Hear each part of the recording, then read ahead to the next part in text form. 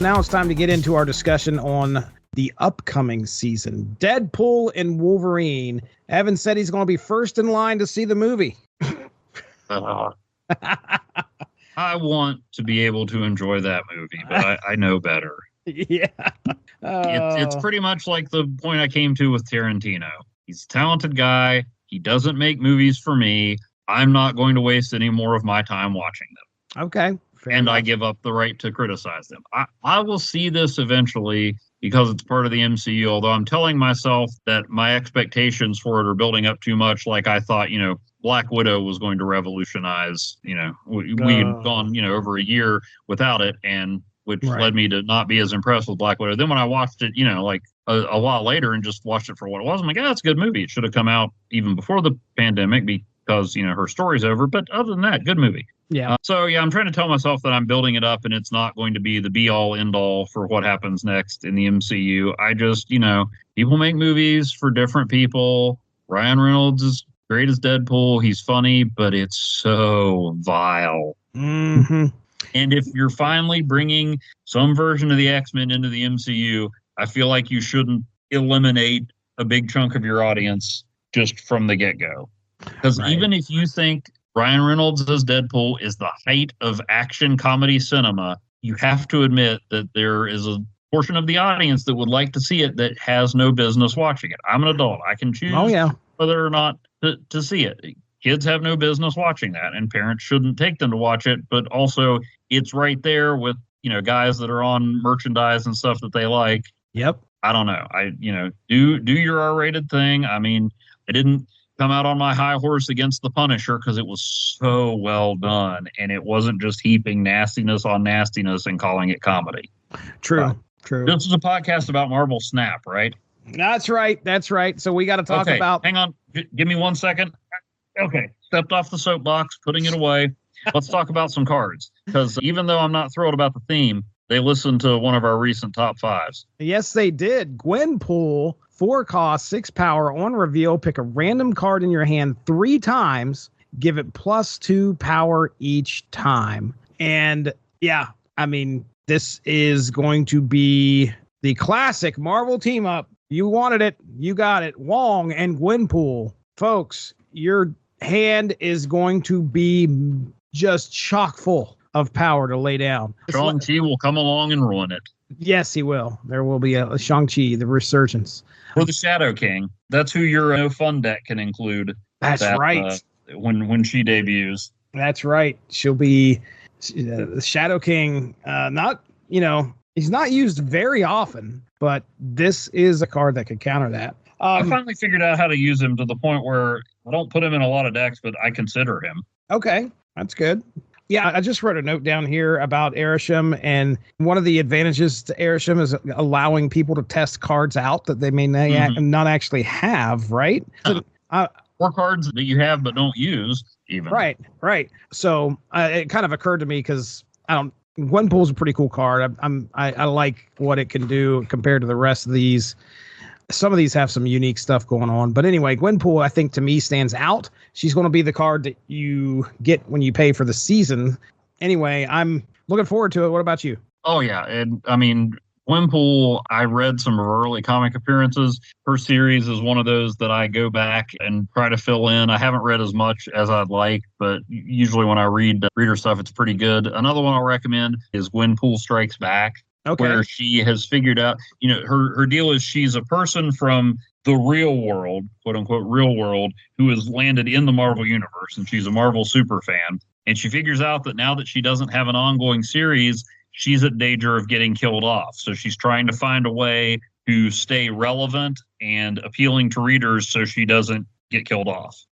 I love how they double down on the meta with her. Oh, yeah. That's great.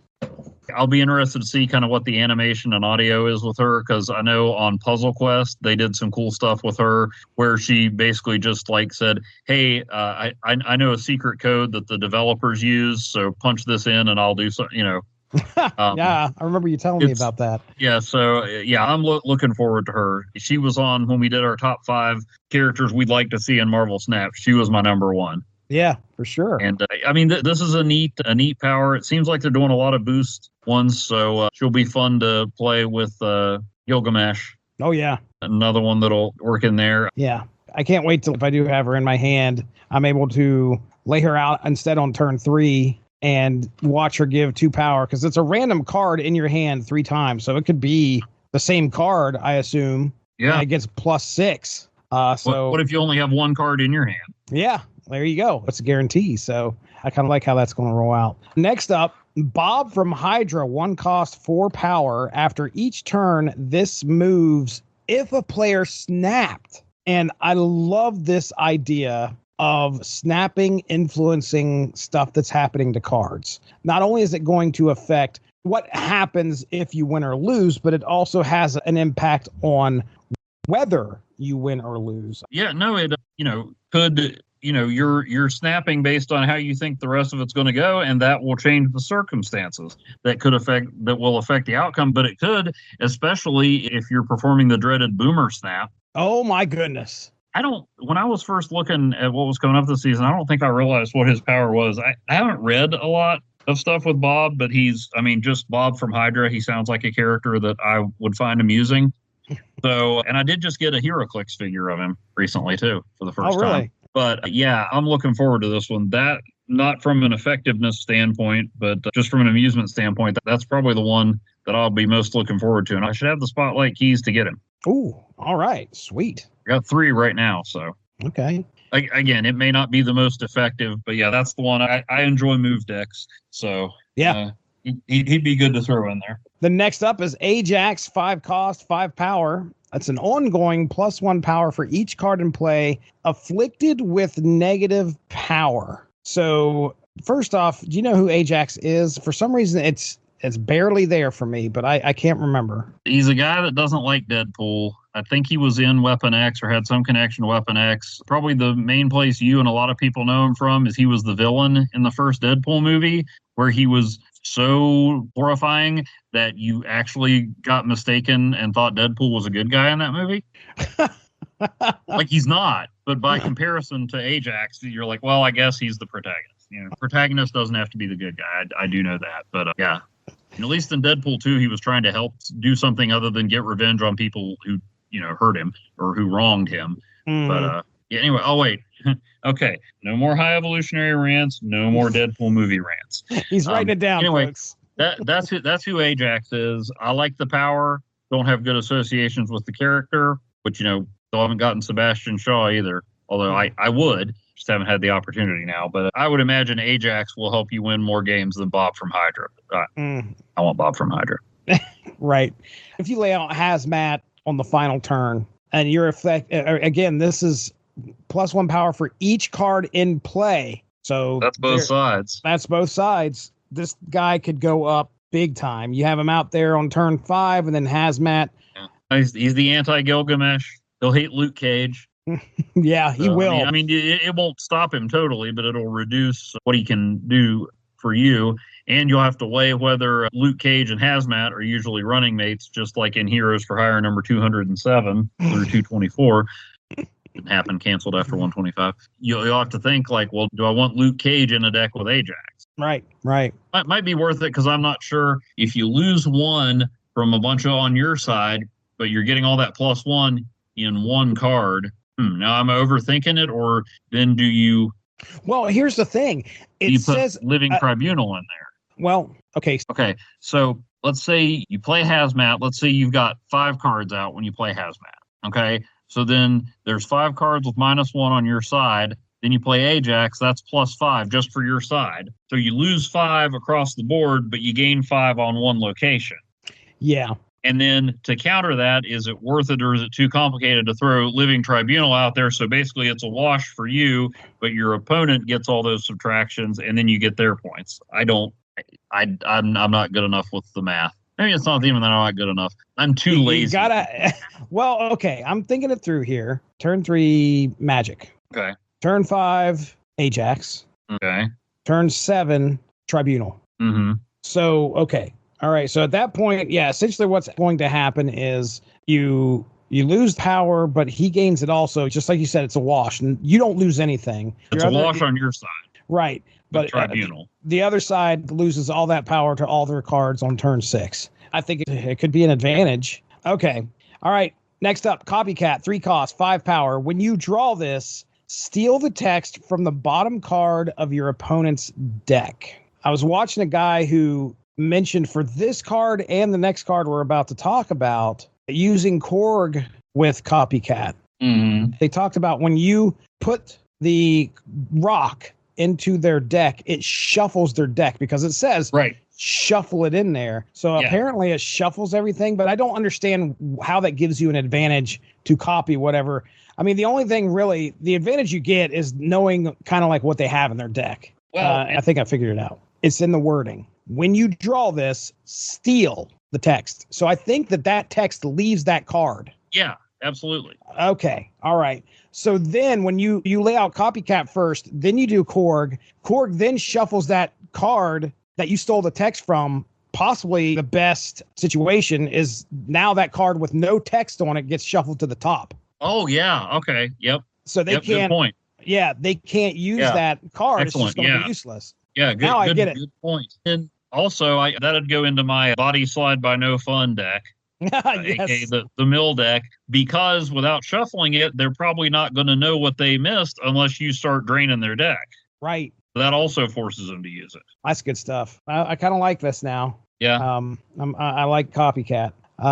Do you know that you probably read a lot of comics with Copycat in them? Copycat sounds familiar. Well, it's Vanessa it's Marina Baccarin from the Deadpool movies, even though she doesn't shapeshift in those. Oh. But you read a comic called X-Force.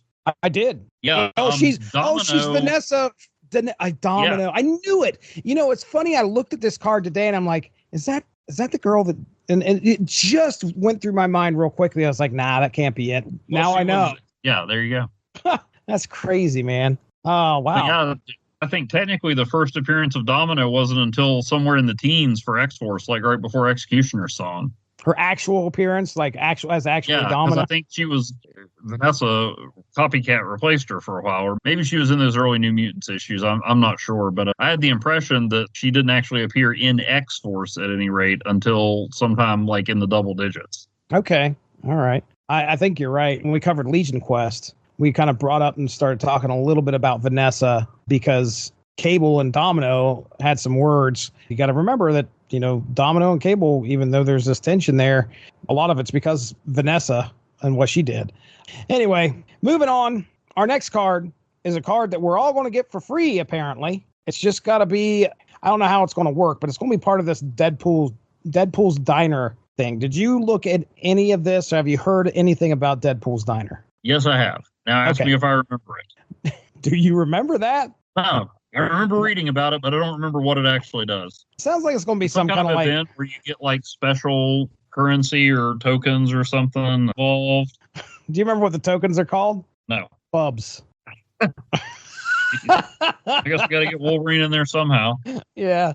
Anyway, Cassandra Nova, 3 cost, 1 power. On reveal, she steals 1 power from each card in your opponent's deck. You get her out there on turn 3. At that point, how many cards are on the table? Possibly do you have in your hand and drawn? You start out with 3 in your hand, right?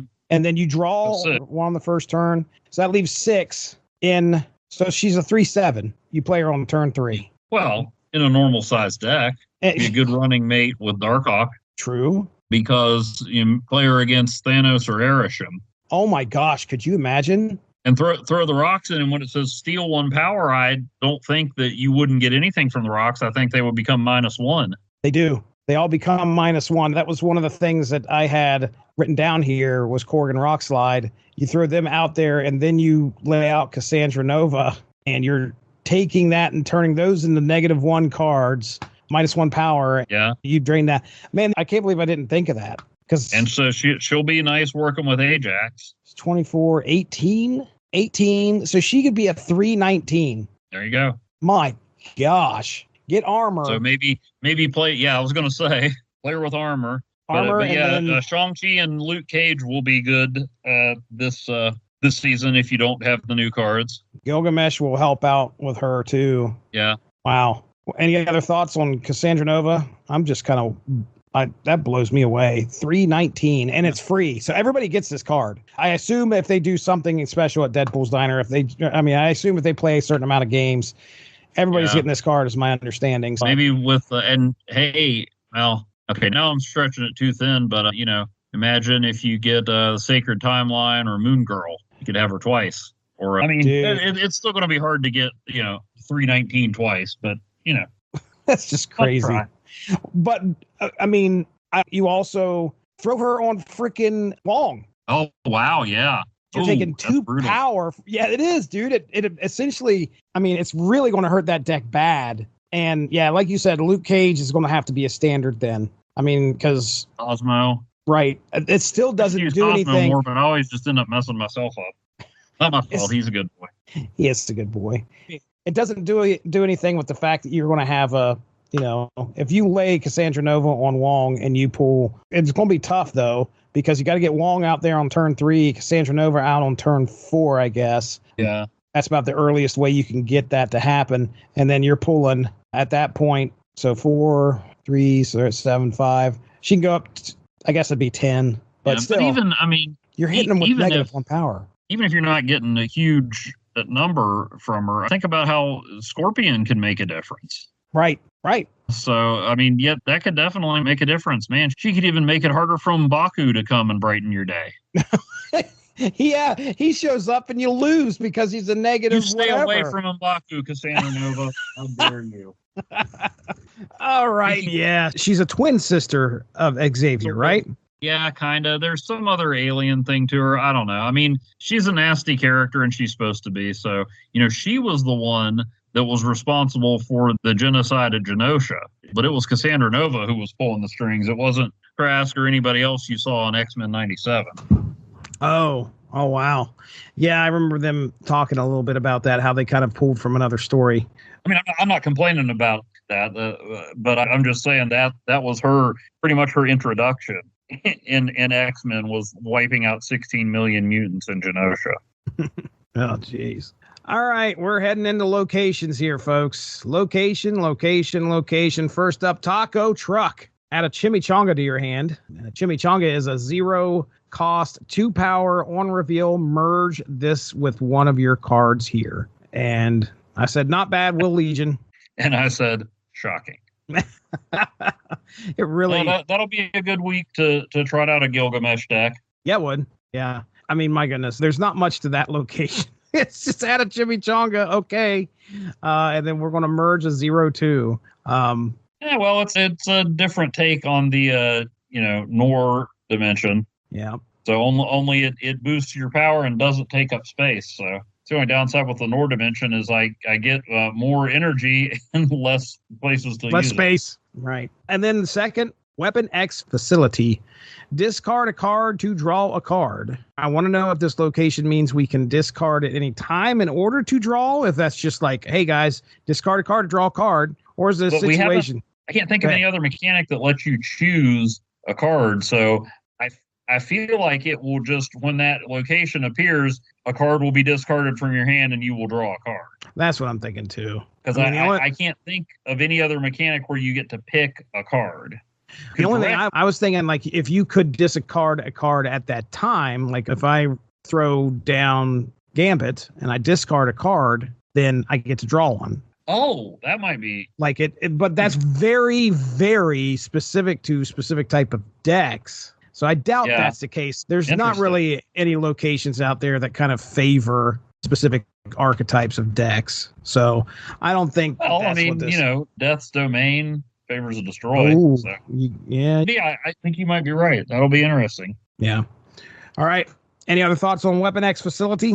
Weapon X Facility. I don't know if this gives you any advantage, but if it works the way you're thinking, what about a base discard deck with Arishem? Right. Because then you could Modok away your hand and draw a whole new hand. I'm not sure if that gives you any tactical advantage, but it'd be cool. Wow. It would give you a tactical advantage with, what's his face out, the Morbius. Oh, yeah. Morbius is out there taking all, and then you don't, okay, well, I just got rid of all my cards, but I've got all replacements now. Or with the Gambit Wong combo. Right. Gambit Mystique, Wong Mystique Gambit. Yeah. And possibly a little Odin involved. Yeah. I mean, but I guess interesting. We'll see how it goes down. All right, well, there it is, folks. That is our preview of the upcoming season. Deadpool and Wolverine drops July 9th, 2024. Thanks a lot for joining us. Make sure to tune in tomorrow for the next installment of Snap Material.